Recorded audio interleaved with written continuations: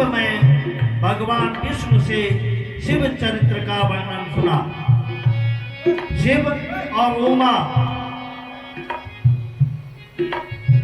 ये मूल प्रकृति है और वामांग इसका दक्षिणांग हृदय है।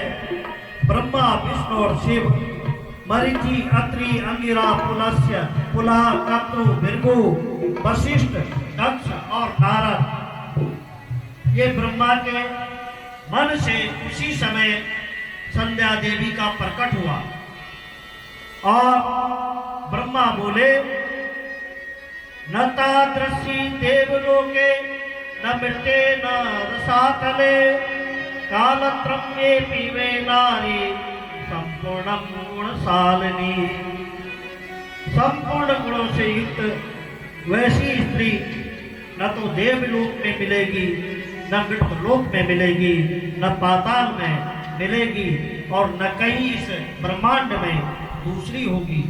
संध्या इतनी सुंदर थी कि खुद उसके पिता ने अपनी बेटी संध्या की तारीफ करी।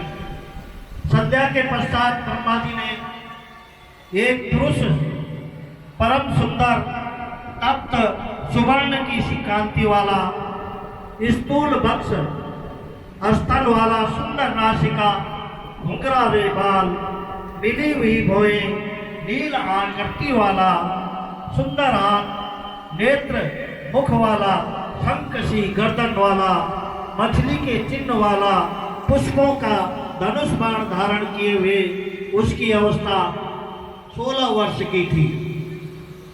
उसको देखकर सबके मन में विकार उत्पन्न होने लगा।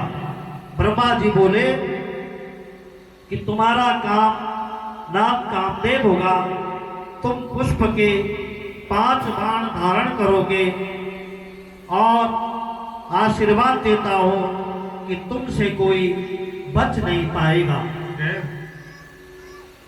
आत्मा वासुदेवो वा अस्ताणो वा पुरुषोत्तमा भविष्यामस्तवा वशे कि मन्ने प्राण धारका।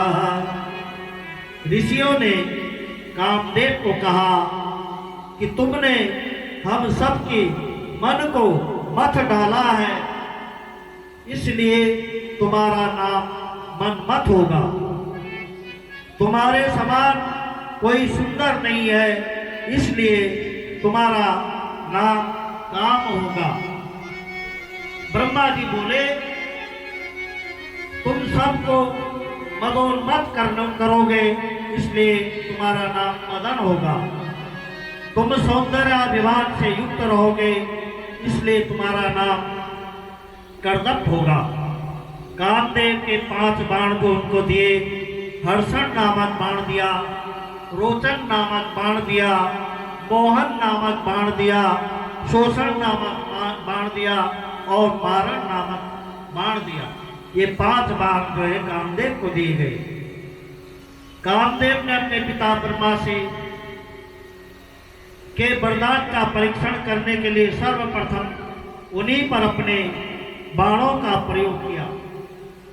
परिणाम स्वरूप ब्रह्मा जी मन में अपनी पुत्री संध्या के लिए उनके मन में विकार आ गया। तब ब्रह्मा जी के पुत्र धर्म ने जब देखा कि उनके पिता ये अधर्म करने जा रहे हैं, तो तुरंत धर्म ने भगवान शिव की स्तुति की। देव देव महादेवा धर्मपाल नमस्तुते सृष्टि स्थिति विनाशानम कर्ता संभूतमेव।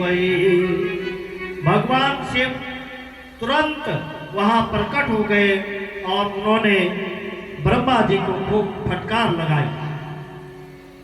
श्री शिव बोले ओहो ब्रह्मा तव कथम काम भाव समुद्गता। हे ब्रह्मा जी ये तुम क्या कर रहे हो?